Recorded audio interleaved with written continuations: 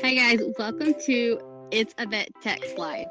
I'm Megan, and I'm your co-host along with Sheena with Not Another Vet Nurse. And we are here to bring you vet information and client information for your pet, and also for all of the people in the wonderful veterinary medicine community. We are here to be your support system, and we want nothing more than to be able to reach out and help you guys. So, if you're ready, let's get started on another episode. Let's do it.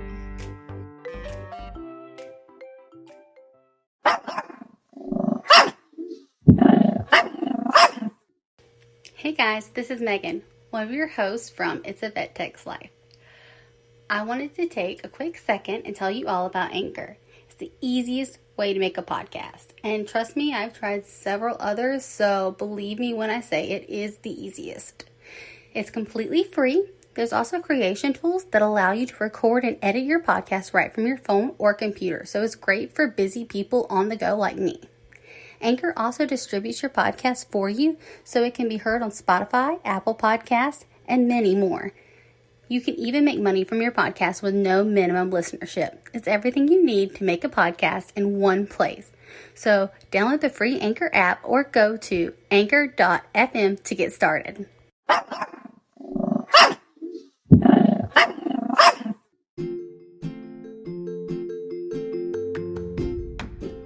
feel like it's always parvo season. Yeah.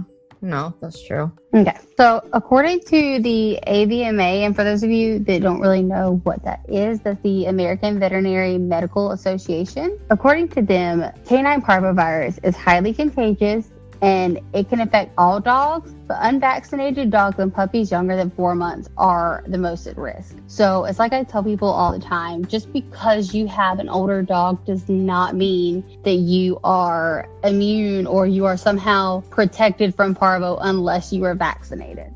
Yeah, that's a common misconception for sure. Yes.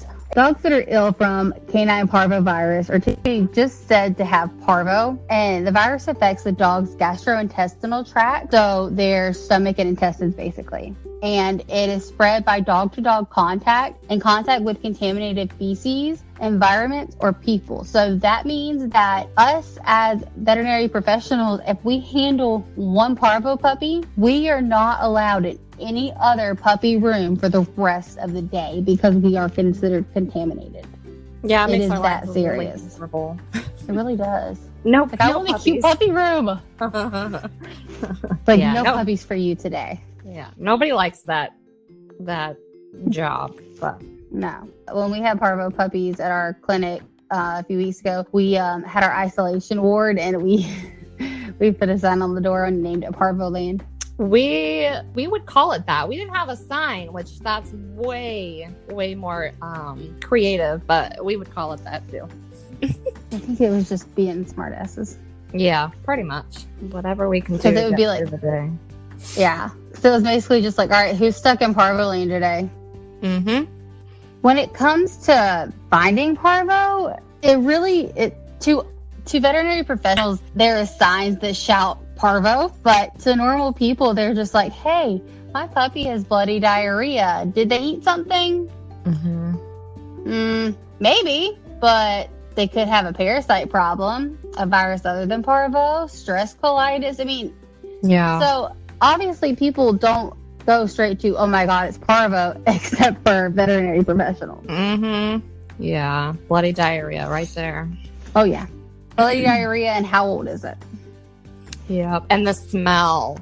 Oh my gosh. The smell. Yeah, see, I'm lucky. I have from my Crohn's, somehow it ended up affecting like my septum. So I have a very diminished sense of smell. And I'm like, wow. Yes. Oh, wow. Wow, you're lucky. Yeah. I mean, lucky, but not lucky. That sounds terrible. It's actually not bad because people are like gagging and choking. And I'm like, I got it. Well, then if people know the smell, they know exactly what I'm talking about. There's a very distinct smell. So some of the main symptoms of parvovirus, aside from the telltale bloody diarrhea, is lethargy. So like if your normally playful puppy just gets really like down and just seems dragging, wants to sleep all the time, a loss of appetite, abdominal pain, bloating, fever, or low body temperature. And no, you cannot test the fever by feeling your dog's head. I promise you cannot. Or their nose. It's not. No, that's facts. Mm-mm. Those are definitely myths. So please do not say my dog's head feels warm and has a fever, because we might laugh at you. Yeah, we will. Yeah, but probably to your face, so it doesn't need comfort.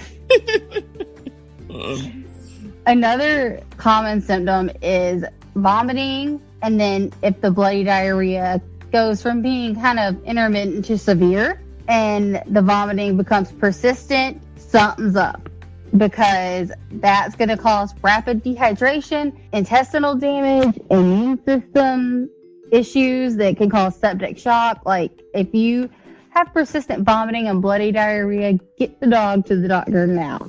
Mm-hmm. Yes, right away. So I don't know how other clinics test for parvo, but I know the main choice for all the clinics I've worked at are snap tests. So what that is like, we take a few drops of blood and we mix it with this blue color dye, to put it simply, and pour it onto this little, what is it, like a rectangle shape thing? Yeah, it's like a little rectangle well, I guess, that you snap in. With like a little hole in it. Yeah. And you pour it in very, very carefully into the teeny little hole. Yeah. And you wait for it to drain down, and you snap it, and it'll drain back up. And within about 10, 15 minutes, depending on the test, it turns up with either a positive control or a negative control. Yes. The only thing with the test, though, is sometimes you can have a negative positive. So they're not 100% accurate. I have actually seen that.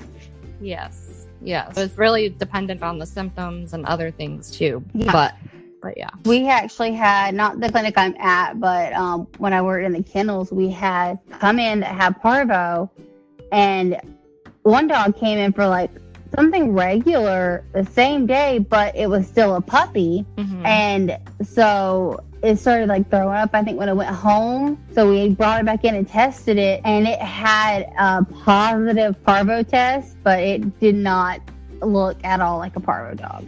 Mm-hmm. Yeah. I mean, the classic parvo dog looks like near death. It is pitiful.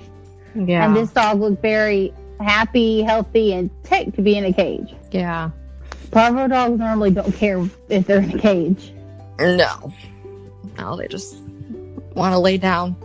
Yeah, it's sad. Yeah, it's really sad. So, do you know the treatment process, like in detail more so? I know I never really handled it in detail because I haven't gotten to that point in my career yet.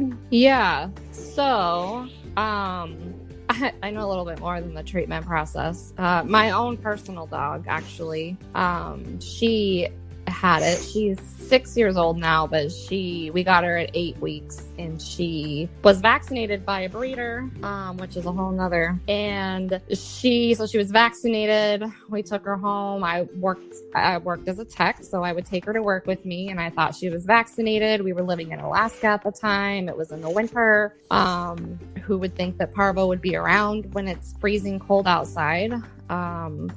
But she ended up getting it. Probably either she already had it or she got it from going to work with me. I'm not sure. But she was like you were saying, your typical parvo dog, lethargic, just down and out, didn't want to do anything. For an 8-week-old puppy, that was just not right. Just not normal. And she actually went down pretty quickly. She started acting weird on a Friday and was hospitalized by that Sunday. And so from a technician's point of view, it was actually really hard to have to kind of have to give up not caring for her, but I had to relinquish my care to someone else. Yeah. So it was really hard for me to do that, but she needed it. She needed it. So she was hospitalized for, it was about a week. we always put them on IV fluids because they're super dehydrated from vomiting, diarrhea, and all that. So she was on IV fluids. She was on antibiotics. And so the thing with puppies is you can only give them certain antibiotics when they're growing because they can affect the way that their bones grow and their cartilage grows and things like that. So with her, when we did her blood, she had no white blood cells. And that's, we all know that's what you need to be able to fight any illness, let alone this one. Like none? So she had none. She had some, but they were like nil, really small. So she had to have a plasma transfusion, and she also had to have, they gave her Baytril, which is one of those antibiotics that you're really not supposed to give puppies, but it was one of those, I can give her this medication and she survives, or I can say, oh, I don't want to ruin that. I don't want to ruin her growth and she dies. You know what I mean? So there comes moments in your career, your life, where you're just like, there's kind of going to be a little give and take, I guess. So she ended up having to get that, which, she's a little shorter than your average shepherd, but she looks the same. She looks normal. There's really no difference. But she had the plasma transfusion. She was on antibiotics like around the clock. She had to be I say force fed. I don't know if they really force fed her, but she wasn't eating. She finally started eating. Of course, like they wouldn't let her come home until she started eating. So they finally got her to eat. Pain medication, because Parvo is extremely painful. When we brought her in, she was super moany and groany. I kind of think of it like, I don't know what it would feel like for a dog, but I think of it like if you're having like an IBS flare up or something, like just super painful, like intestinal. I can sympathize. Intestinal cramps. Yeah, exactly.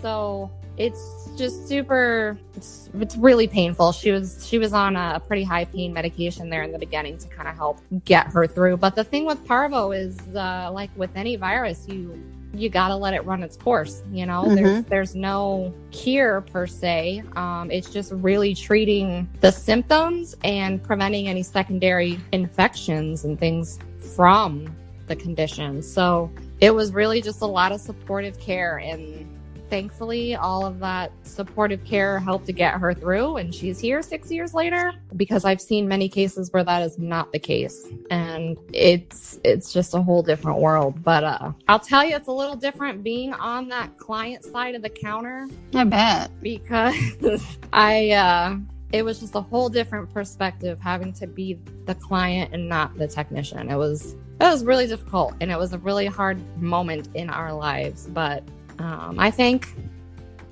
God every day, or whatever it is that you believe in. I thank him every day for her. So, but it is something that you got to really make sure that you get in and get them care right away, because it is life threatening, and there are dogs that have died. So, Yeah, I have. I've heard stories, but I one of the first doctors I worked for had actually told me that she had, and of course this broke my heart because I have a Chihuahua, but she had this little Chihuahua puppy patient, and if you've ever seen a Chihuahua puppy, they literally will like fit in the palm of your hand. Yeah, they're tiny.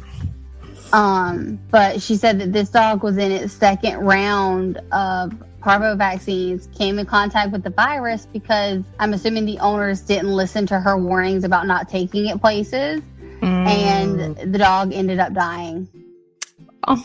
Oh. Yeah.